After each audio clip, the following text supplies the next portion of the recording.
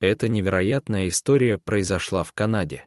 Когда Шон возвращался домой после удачного дня на рыбалке, он решил срезать путь через кусты вместо обычного маршрута. В этот момент его поразило величайшее потрясение в его жизни. Он успел отойти всего на несколько метров от тропы, как вдруг прямо перед ним появился огромный черный медведь. Медведь был так близко, что он мог видеть, как ее нос шевелится при дыхании. Мужчина старался сохранять спокойствие и вести себя так, как его учили. Он поднял руки и увеличил свой рост, чтобы казаться более устрашающим и менее похожим на потенциальную добычу. Медведь поднялся на задние лапы и обнюхал его. Она была действительно угрожающе близко. Это было страшно. Но тут медведь сел и начал скулить. Сначала он отошел, готовый отступить. Но ее болезненные стоны заставили его обернуться. Он заметил, что у медведицы на боку было несколько порезов. Ее передняя лапа также, похоже, была повреждена. Это может сделать ситуацию еще более опасной. Однако медведь не представлял угрозы.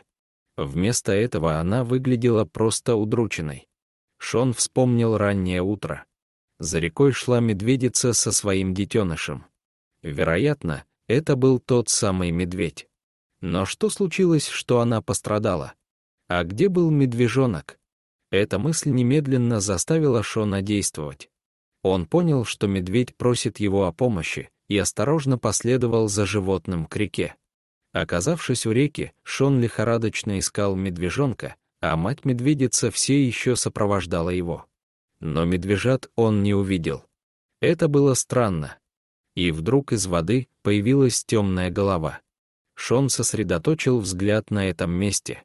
И действительно, голова медвежонка снова высунулась, как будто вцепившись в камень. Вода текла по медвежонку. Он не сможет продержаться дольше. Шон подозревал, что медведица тщетно пыталась спасти своего детеныша и при этом была ранена.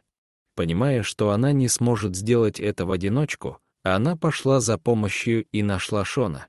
Шон не мог позволить медвежонку утонуть прямо у него на глазах. Но он по личному опыту знал, насколько сильным и опасным было течение на этом участке реки. Прыгнуть без подготовки было бы опасной для жизни ошибкой. Ему пришлось придумать план. Он быстро схватил свои рыболовные снасти и веревку, которую обычно использовал для ловли рыбы. Он надежно привязал веревку к своей талии и оставил длинный кусок лежать перед собой. Другой конец веревки он крепко привязал к дереву на берегу реки. Затем он решительно прыгнул в воду. Течение в воде оказалось даже сильнее, чем он опасался. Изо всех сил Шон пробился к скалам, где он в последний раз видел медвежонка. Опыт Шона в качестве бывшего морского котика сослужил ему хорошую службу, поскольку неопытный пловец, возможно, не смог бы выжить в таких бурных течениях. Он подошел к камням и задержался, чтобы увидеть, где именно находится детеныш. На мгновение все, что он мог слышать, это рычание и стоны медведицы на берегу, которая отчаянно ходила туда-сюда и явно волновалась. Но она, казалось, понимала, что слишком опасно снова погружаться в стремительную воду. Вся ее надежда снова увидеть своего детеныша теперь возлагалась на этого необычного человека. Шон тяжело дышал и был в замешательстве.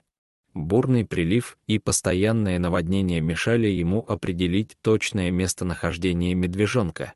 Он был вне себя от радости, когда увидел перед собой голову медвежонка. Чтобы добраться до детеныша, ему пришлось бы лишь плыть дальше вниз по течению. Но затем, в трагический момент, медвежонок потерял контроль над камнями и был унесен рекой. Его голова исчезла в темной воде за долю секунды.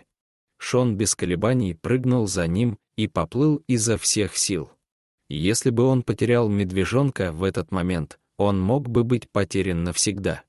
Маленький медвежонок ушел под воду и, казалось, перестал сопротивляться. Ситуация выглядела ужасной, но Шон отчаянно сопротивлялся и поплыл за медведем. Но веревка, которую он обвязал вокруг своей талии, становилась все туже и, наконец, достигла конца веревки. Когда голова медвежонка появилась снова, он вовремя схватил ее.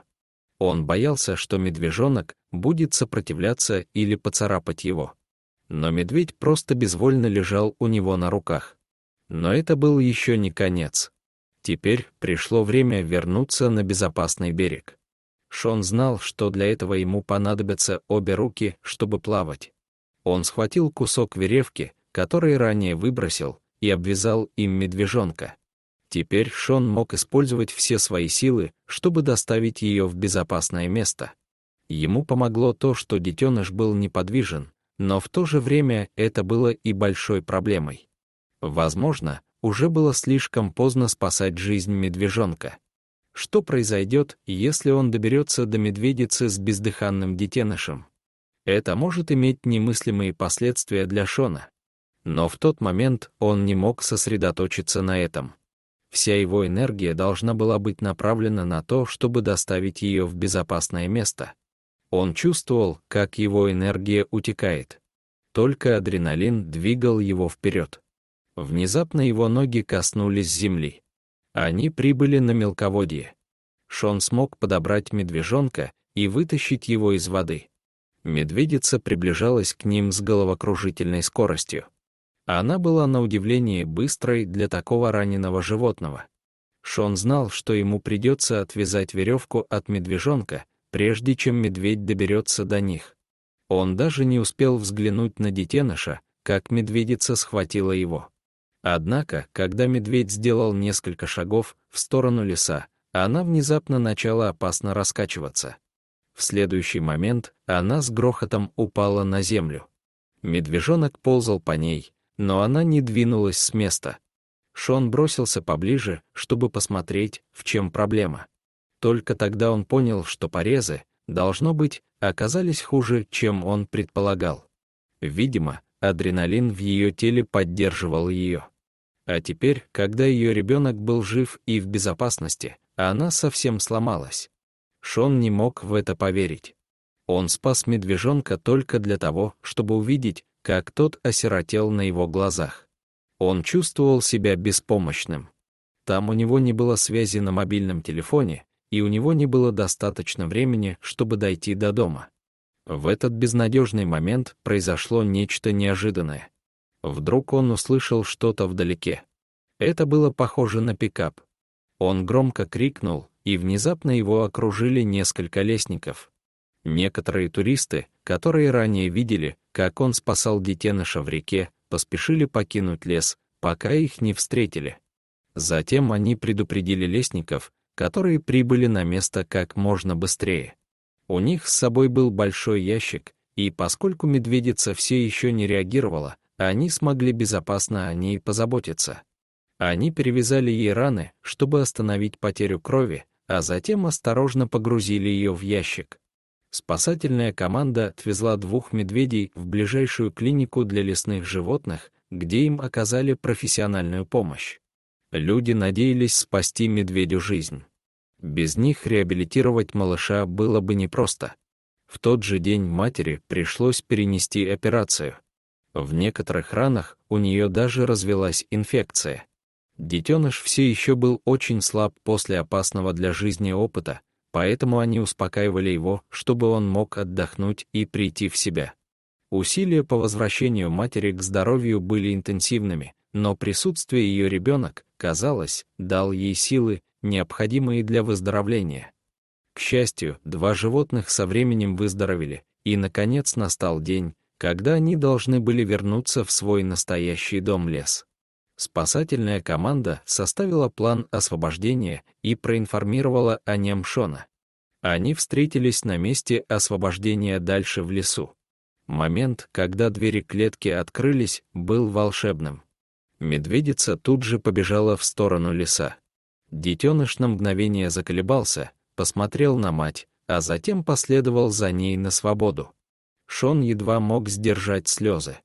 Он гордился тем, что спас маленькую семью, хотя ему было немного грустно от того, что он, вероятно, никогда больше их не увидит. Дорогие зрители, если вам понравилось это видео, то ставьте лайк и подписывайтесь на наш канал. До свидания.